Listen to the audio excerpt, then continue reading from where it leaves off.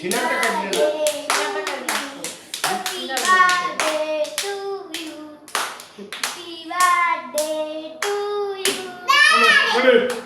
আসসালামু আলাইকুম।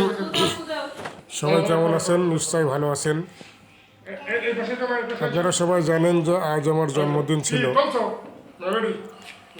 তো আসলে জন্মদিনের জন্য আমি হ্যাপি বার্থডে টু ব্যক্তিগতভাবে কোনো উদ্যোগী ছিলাম না। আমার ছেলে তার মায়ের সঙ্গে করে একটা ছোট্ট আয়োজন করছে বাসায়। আমি রাত্রে বাসায় ঢোকার পরে দেখি তার মায়ের সঙ্গে করে একটা কেক বানিয়ে রাখছে। আর নিজেই আমার ছেলে কিছু মিষ্টি কিনে নিয়ে আসছে। যাই হোক, এটা সম্পূর্ণ আমার বড় ছেলের ক্রেডিট এবং তার মায়ের।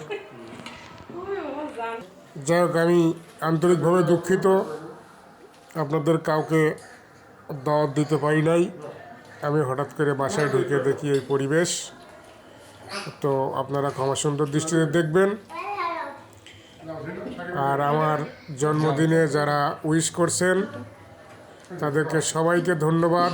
যারা উইশ করতে পারেন নাই তাদেরকেও ধন্যবাদ।